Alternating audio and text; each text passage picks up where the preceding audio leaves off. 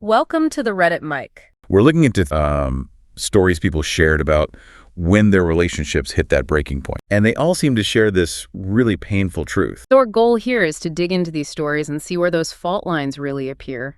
How do partners react, often very differently, when their core identities or expectations get challenged? Okay, let's start with case one. So this story comes from the original poster, the OP, who's a 22-year-old woman. She was staying with her older sister, who's 27, and her brother-in-law, the BIL, who's 28. Right, staying in their home. Yeah. And the dynamic from the start was really weird. The BIL was described as always cold, standoffish, but only towards the OOP. Just her. Just her. The sources say they barely exchanged 5 words in the 4 years they'd known each other.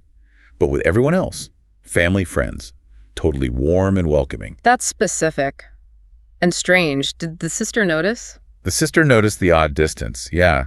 But apparently she'd get irritated if the OOP ever brought it up.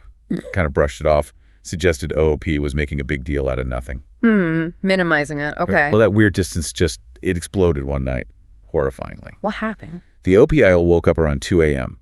The BIL was on top of her in her bed. Oh my God. But not like yelling or overtly aggressive in the way you might first picture. He looked, she said, sad and teary-eyed. That's incredibly creepy. Sad. Yeah. He started touching her face. She tried to pull away, and he lightly slapped her. He hit her. Lightly, she said. But then he started choking her slightly. Just enough pressure, she described, to be absolutely terrifying.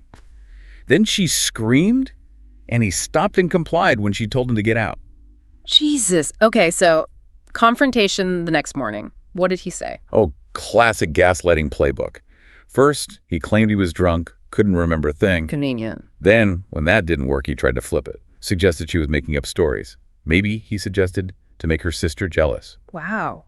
Blaming the victim immediately. And then he landed on claiming he must have only dreamed about choking her. A dream. Right. Unbelievable. But the real twist came when the sister got involved. The confrontation with her blew the lid off the whole thing. How did she react? She was, according to the OOP, absolutely furious. But maybe not just at him. It seemed like fury that her careful system had failed. Her system? What do you mean? She revealed the truth. She told the OOP that the BIL had a disgusting fixation on her, the OOP. A fixation? And the sister admitted she had known about this obsession for years. She apparently said something like, he still hadn't changed after all these years. Wait, hold on. The sister knew he had a dangerous obsession with her younger sister, and she let the OOP stay in their house, sleep there. That's the devastating core of it, isn't it? It shifts from just the BIL's pathology to this profound, just tragic betrayal by the sister. How could she possibly rationalize that, letting her sister sleep under the same roof, knowing this? That seems to be the crux of it in the source material. The sister wasn't ignorant. She was actively trying to manage his obsession. Manage it? How? By creating that strict, cold distance between him and the OOP. By telling him to stay away, not talk to her. She thought she could contain it if she was the perfect wife, kept him happy, made sure he had no easy access, hoping the obsession would just stay buried. That is incredibly messed up logic and dangerous. And there's more. The sister also admitted she'd found drugs he was hiding. She suspected he was taking them to try and, control his emotions whenever the OOP was actually around, in close proximity. So his behavior was even more volatile, potentially. And the timeline here matters too, right? You said they'd known each other 4 years? Exactly. The OOP was 22 when this happened. The couple married 4 years earlier, meaning the OOP was 18 then. Ah. So the obsession likely started or really took hold right when she was becoming an adult. Which might explain why he used such extreme force distance, that coldness, as a desperate, maybe conscious, maybe subconscious defense mechanism, trying to control his own fixation. Wow. Okay, so the outcome, after this all came out. Immediate separation.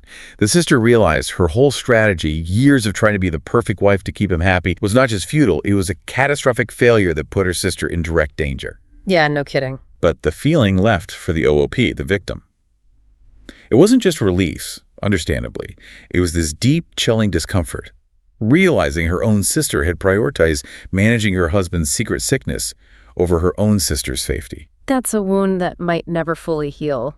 The trust just shattered. Moving on to the next story. This one it's possibly the most painful.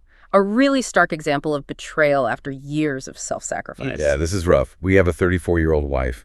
She gave up her career. First, it was to care for her husband's sick mother. A huge commitment in itself. Absolutely. And then she stayed home to raise their 2 kids. They're young, 4 years old and just 4 months old. So she's deep in that demanding phase of early motherhood. Poured her whole identity, it seems, into being a mother and a homemaker, fulfilling that role. And her husband, 41 years old, he waits until 4 months after their second child is born. 4 months. To leave her for a 22-year-old coworker named Anne. The timing is just brutal, but it gets worse, doesn't it? It wasn't just leaving. No, it was coupled with this active, deliberate cruelty, emotional abuse, calling her a piglet because she still had baby weight, 33 pounds, 4 months postpartum. Just awful. And telling her she wasn't the person he fell in love with anymore. After she literally became the person who managed the household and cared for his mother and their children, likely at his request or expectation, the malice is just chilling. It really feels like a deliberate attempt to shatter her self-worth right after she'd given everything to the roles he presumably wanted her to fill. And her initial reaction when he told her he was leaving, it was surprising, wasn't it? Very. You'd think maybe shock about the affair, worry about the kids immediately. But her first frantic focus was the house. She screamed about the decor. What about my home decor? This house is mine. Yeah. And at first glance, that might seem, I don't know, superficial, but the commentary really unpacked that. Right. The house wasn't just, sofas and paint colors. It was the tangible symbol of her entire life for the past several years. It was her identity. After she stopped her paid work, curating that home, the garden she mentioned, the specific items she chose, spending her own savings on it that became her work, her project, her contribution. The one thing she felt she still controlled and had built. Maybe the symbol of the stability she desperately wanted to keep for her kids. Exactly. And then what happens next is just textbook manipulation and, frankly, abuse in a divorce context. He tries to push her into a quick, amicable divorce that clearly only benefits him. Shows up late at night trying to intimidate her, yelling at her, calling her a lazy whore. Unbelievable. And then the final twist. The girlfriend, Anne, the 22-year-old coworker, she's pregnant, and she wants the house. Oh my God. It just keeps getting worse for her. This story is just a brutal reminder of the dangers of financial dependence in a relationship. Even when that dependence comes from a place of love or perceived partnership needs like caring for family. She made all these contributions, caregiving for his mother, raising their children, managing the home. But financially, she was left completely vulnerable. Hugely vulnerable. But thankfully, there's a bit of a silver lining, or at least a safety net mentioned in the source. Yeah, her support system kicked in, right? Her brother-in-law, the husband's brother, and her parents immediately stepped up. Funded a lawyer for her, which is just essential in a situation like this when you're dealing with someone clearly trying to bully and control you. That support was critical. Hashtag tag outro. All right, moving on to the next story. It's a 30-year-old woman. And she uses this really loaded phrase, said she became a Stepford wife, which is interesting, right? Because she has a demanding full-time job. Yeah, that term usually implies something else. And her backstory with her husband, it was pretty wild, apparently. Messy apartment, polyamory, lots of parties. They kind of thrived on chaos. Right. But then the baby arrived. And that changed everything for her, it seems. Suddenly, she had this intense, almost immediate need for stability. She wanted a clean house, a sober environment, something really traditional for their child. So she stopped drinking, stopped using recreational drugs completely. But her husband, who's 35, he didn't really follow suit. He still drinks, maybe to excess sometimes, uses things like weed, whiskey, Adderall with his friends, while gaming. And you can see the divide right there. Her new standard was like daily cleanup, clear counters, laundry always cycling. While his approach was more like batch cleaning, let it get messy, then tackle it.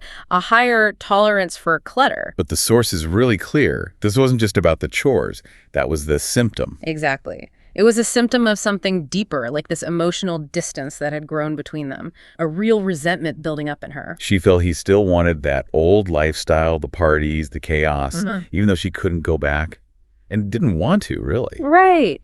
And there's this one small detail, this anecdote, that just perfectly captures it, I think. Oh, yeah, the podcast thing. When they'd take long drives, they'd both put headphones on, listening to their own audiobooks or podcasts. And sometimes, she realized, they were actually listening to the exact same podcast. But separately, in their own little world, side by side, that image, that kind of isolated togetherness, it just speaks volumes about the lack of connection, doesn't it? It really does. So things escalate. She finally snaps. And then in this 2-day update she posted, there's this surprising turnaround. Yeah, the husband seems to realize things are serious. And he makes these, what she calls, grand gestures. But interestingly, he doesn't touch the kitchen sink, Right. the original point of friction. No. Instead, he reorganizes their entire home office, files like a year's worth of paperwork, pays some of her personal bills she'd been putting off. And balanced her retirement portfolio. That's a big one. A task she apparently was dreading. And her reaction, she just broke down, felt this immediate sense of, well, reconciliation, even devotion. Because she finally felt seen. She saw his contribution. That's how she framed it. His acts of service, that was maybe her love language, and he finally spoke it in a way she recognized. The commentary on this pointed out, she didn't become a drone or a Stepford wife, she just grew up. Parenthood demanded it. And maybe she was also wrestling with that whole having it all pressure. Like they could afford a housekeeper, but she felt she should be doing it all herself. That definitely seemed to be part of the mix, that internal conflict. Okay, but let's push back a little here. She felt devotion, sure, but he gets praised for these grand gestures, these complex, maybe one-off tasks like the portfolio, while he's still apparently not engaging with the daily grind, the invisible labor. And the drinking habits haven't changed. Doesn't that just kind of reinforce a pretty standard gender imbalance? That's a really critical point, and yes, I think it absolutely could. The source suggests the immediate fire was put out because she felt acknowledged. His actions hit that acts of service note for her. A temporary truce, maybe? Exactly. The commentary definitely suggested that. They addressed the tasks, the surface stuff, but the deeper conflict, the different values around sobriety, lifestyle, what they want now, that seems, well, unaddressed. They haven't really renegotiated who they are now. #2, moral boundaries, and the boys will be boys. Blind spot, source 2. All right, moving on to the next story. So this woman, she's 34. She shared her story after going through just a horrible series of losses. Personal, professional, just piled on. Right, she'd had 3 miscarriages, which is devastating on its own. And then on top of that, she lost out on a big promotion she'd been working towards, interviewed for multiple times. So she was, understandably gutted. Absolutely crushed. And all she really needed in that moment was comfort, right? Just presence from her husband. Simple human connection. Support. What she got instead was, well, you called it emotional whiplash. Yeah. It fits. The husband, also 34, she asked him for a hug. Just out. And instead of, giving her that reassurance, he looks closely at her face, starts examining it, and asks her, and this is a direct quote from the source, Yeah. "Do you have mouth herpes or something?" Oof. Just, wow. That's incredibly jarring. And the cruelty, it just gets amplified when you understand the context, which the source material lays out clearly. What was the context? She was breaking out right there around her mouth because of hormonal changes, which were a direct physical side effect of the recent miscarriage, the loss he was supposedly grieving with her. Oh, no. So he deflected from her immense emotional pain to a superficial kind of gross physical comment about something directly linked to that pain. Exactly. That casual, immediate deflection. That was the breaking point she described. And the sources indicate this wasn't just some awkward, clumsy mistake, right? It fit a pattern. Yeah, a long history. Yeah. He apparently shut down completely during deep, vulnerable talks, especially anything about the stress of trying to have kids. Total avoidance. Like, she tried planning a trip around what would have been a due date, just to acknowledge it maybe. He scoffed, told her not to turn it into a morbid anniversary. Ouch. Dismissive. And he even denied their second loss was a real pregnancy for months until she had to bring up the physical proof. Wow. That's deep denial. She mentioned something really telling, too. She said he'd go through the motions, like hug her, hold her hand. Physically present, but she felt there was nothing real behind them, just empty gestures. Which leads right into the analysis of the root cause, doesn't it? It really does. And what's fascinating here, and you see this sometimes, is how clearly his communication style, or lack thereof, was traced back to his upbringing. His family. Yeah, his family, he described them as not big on communicating. Conversations were always superficial, surface level, the kind of chat, he said, you could easily have with a stranger. Because vulnerability was maybe scary, or just not done. Exactly. They feared it. So it taught him to use deflection, like that Hopi's comment, as his main tool to dodge discomfort, any discomfort. And did he recognize that? Eventually, yeah. In counseling, he admitted his own emotional needs were basically ignored growing up. So he never learned how to really feel his own pain, let alone be present for his wife's. He just didn't have the tools. He didn't know how. Couldn't share it because he couldn't feel it himself. Pretty much. But here's the remarkable part, the turn. That horrible comment, that final straw, it didn't actually end the marriage. No, it became the catalyst. It jolted them into weekly couples counseling. And 5 months later, the update she shared was, well, overwhelmingly positive. Yeah, the relationship had apparently transformed because they did the work, right? Arguments were way down. And the husband, he became completely present, not just showing up physically, but emotionally invested. He was even the one pushing to continue therapy, saying he felt genuinely happier, relieved they were finally dealing with the core issues. That's a huge shift. Man. And maybe the most crucial insight, especially for anyone listening who feels stuck in that kind of frustration. The wife admitted something important. What was that? She said that when she first wrote about it online, trying to convey how desperate and frustrated she felt, she glossed over his positive attributes. Tunnel vision caused by the pain? Understandable. Totally. It just shows how deeply that emotional neglect can warp your whole view of your partner. But once he started actually meeting her core needs, safety, presence, validation, she could see him clearly again.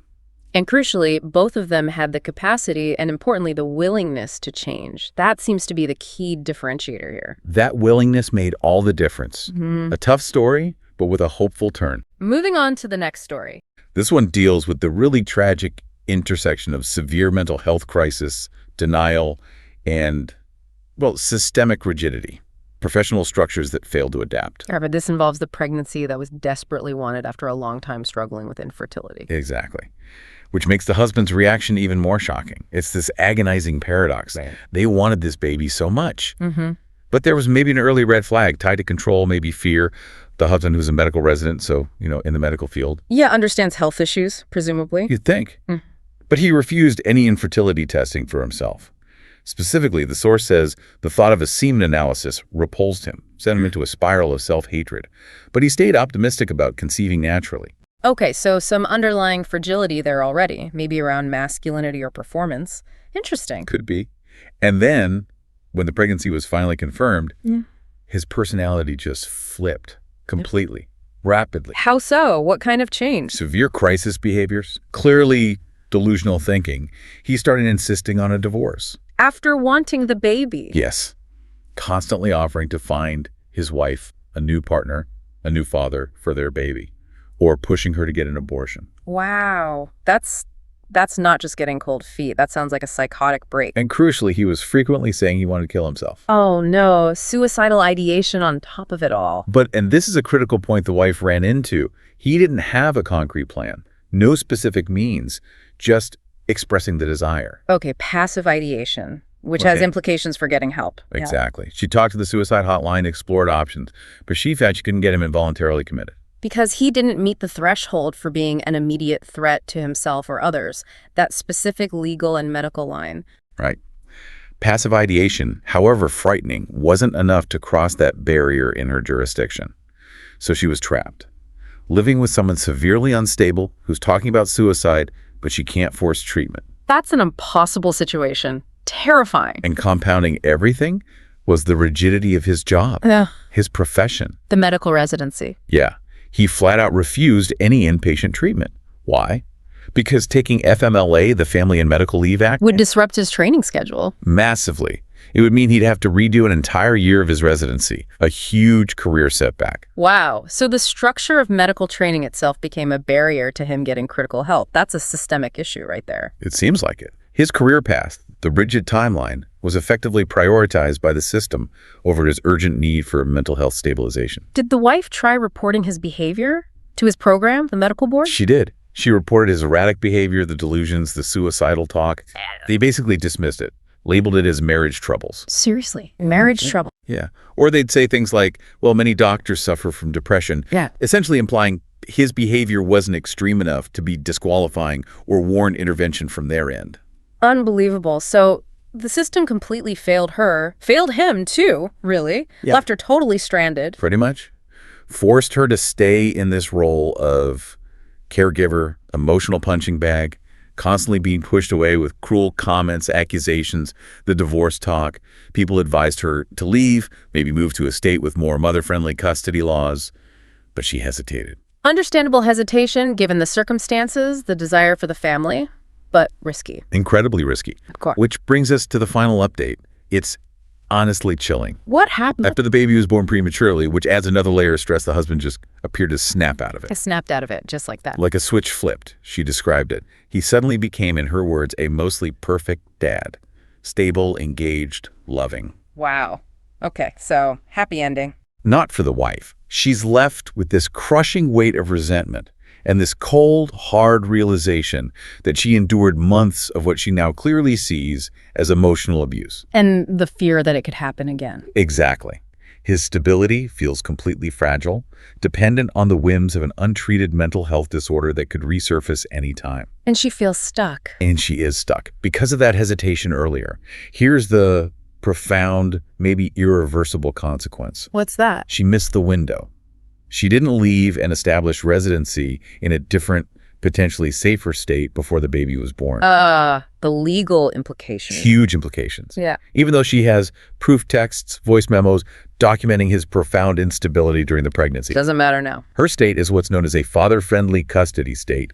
The default, the strong presumption, is 50-50 shared custody. Regardless of past documented instability. It makes it incredibly difficult for her to argue for relocation or sole decision-making power now that he appears stable. She's legally tied to him. So she's trapped in a situation where her child will, by law, likely spend significant unsupervised time with a father who had a severe, untreated psychotic episode triggered by the child's conception and could potentially have another one. That's her fear.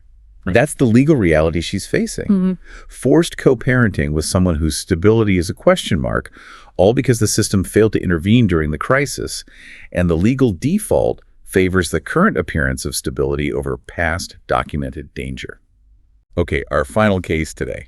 This one shifts gears quite dramatically. We're going from domestic negotiations to a full-blown moral crisis. Yeah, this involves a well-off English family. Demanding careers, they rely heavily on help, a live-in day nanny, and even a night nanny. And the key relationship here, besides the parents, is between their 2-year-old daughter and the day nanny who's 25.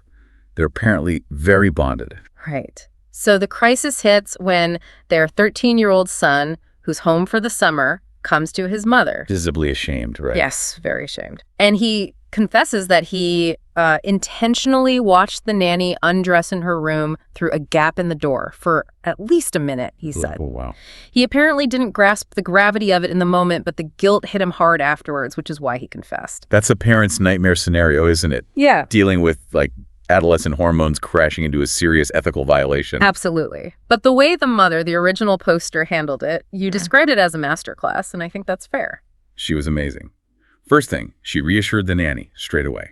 Validated her fear that she might be fired or not believed. Crucial first step. Yeah. And prioritized her safety, got her new accommodations immediately so she'd feel secure. Then she talked to her son. Not by yelling, but by appealing to his empathy. Like, imagine if someone did this to your little sister, or to me. Making it real for him. And it worked. He wrote this apparently heartfelt apology letter to the nanny. That's how you guide a kid, Help them develop that moral compass. Okay, so the mother handles it brilliantly. But the conflict, the reason she posted online, was the father's reaction, the 42-year-old husband. Yes, his response was, well, disastrous, completely dismissive. Wanted to just sweep it under the rug. Exactly. Argued against the son having to apologize, saying it was too much. He seemed completely unable to see his son as anything other than this sweet boy he'd always known. Couldn't reconcile the action with his image of his son. Right, and that's where the partnership fractured. His failure to grasp the seriousness, to prioritize the nanny's experience and the moral lesson, it fell into that classic, really damaging boys will be boys trope. That blind spot. And the commentary online picked up on that immediately, didn't it? Oh, absolutely. People pointed out that the husband's attitude, that minimizing, that impulse to protect the boy from consequences rather than teach him from them, that's precisely why the nanny was afraid to come forward in the first place. It's systemic. So the wife suddenly realized she couldn't trust her husband's judgment on this. Fundamentally couldn't trust him to protect women, potentially even their own daughter down the line. He prioritized his idealized image of his son over, well, everything else. Over protecting an employee, over setting a clear moral standard for his child. And for the wife, that difference in values, that became a line he couldn't cross back over. Yeah. An irreconcilable boundary. Thanks for joining us for this deep dive today. We hope it gave you plenty to consider.